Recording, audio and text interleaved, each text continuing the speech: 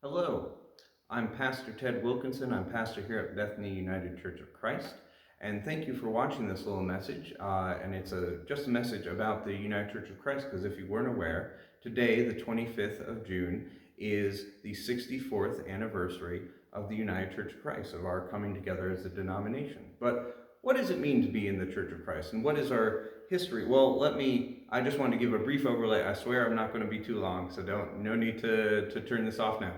But just give a brief overlay of who we are and why I chose, because I wasn't born in the UCC, so why I chose to be a part of it.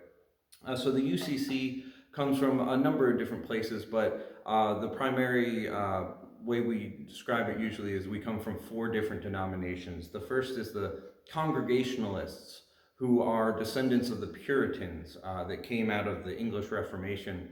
And the Congregationalists had a big emphasis on individual choice and salvation, and especially in the 1800s began including other outside worldviews of scientists and philosophers that was very new for Christian denominations to do.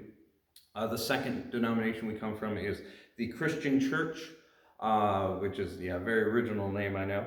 But that was founded in the 1790s by three men who had left the Methodists, Baptists, and Presbyterians, just not finding what they needed in those denominations and sort of building their own. They had a big emphasis on education, especially for clergy, and they were also the first denomination to ordain women in 1867.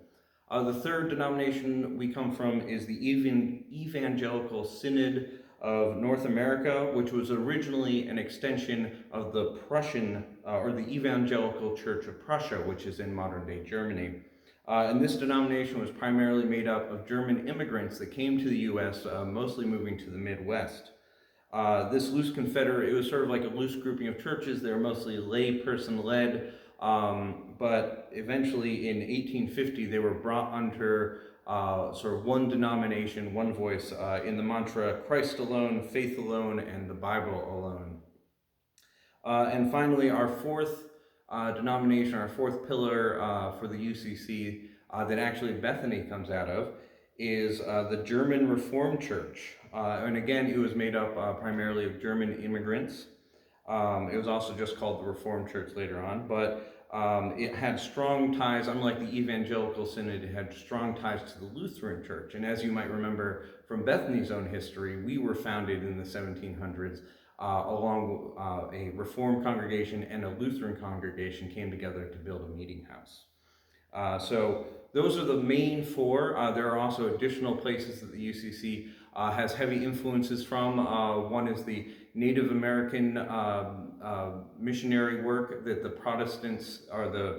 Puritans actually started, and the Congregationalists continued that influence the UCC. There's also the African American Convention of the South, which were the branches of the Christian Church and Congregationalist Church here in the South for African Americans, and they were all unified once the UCC came into existence, so they were part, and they've been a big influence on us, as well as the Life and Work Society, which was an organization that promoted the idea that Protestant denominations, if we work together, we can accomplish a lot more than we can separately, and that heavily influenced a lot of the early leaders of the UCC.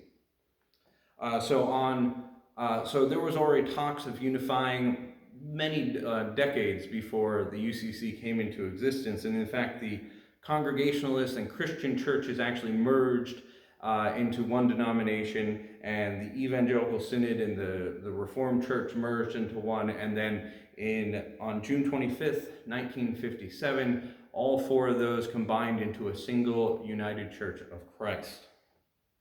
So why did I become a part of the UCC, and what does it really mean, or what makes us distinct? Well, I was raised Episcopalian, and if you've ever been to an Episcopal church, it's very similar all around the country. They even have similar architecture. It's very European stone churches. But they do pretty much the same litany everywhere around the country. They read the Apostles' Creed, and they use the same hymnals and stuff like that. And it's a very sort of not unifying, but sort of a very uniform way of worshiping. And that can be very beneficial. The Catholic Church for many years, up until the Vatican II Council, did a Latin service with the idea that you could go to a Catholic service in Brazil, you could go to a Catholic service in Indonesia, you could go to a Catholic service in Europe or America, and that Sunday is identical all around the world except for the sermon. And so that can be a unifying idea, but what I liked about the UCC is that there's a ton of individual church autonomy. Each church gets to decide how it runs its worship and what bylaws it will enact. And that can be, I've heard it described by friends in divinity school as a little frustrating because you have no idea, you have to go to each UCC church to sort of experience it and see, because there's a lot less uniformity.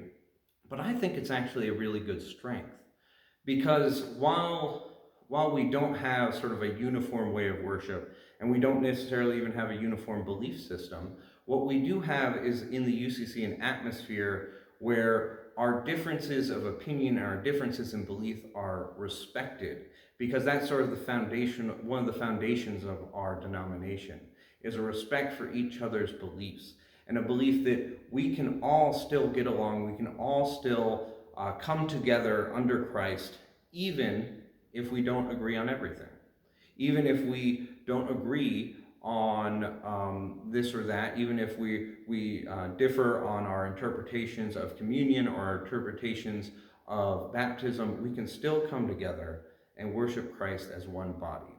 And that's sort of been a driving force behind the UCC, not just to merge and bring other denominations in with us, but to be in community and be in connection with other denominations, be in communion with them.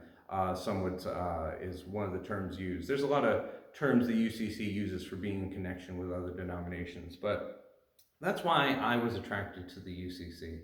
Is this drive and this belief that we can still come together even if we don't agree.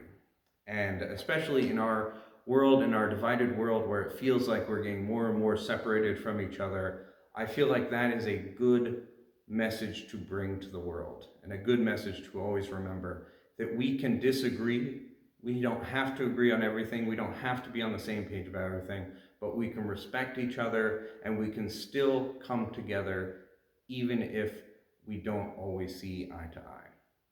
Well, anyway, thank you for watching this message again, and thank you for coming virtually to Bethany United Church of Christ, and I hope to see you on Sunday.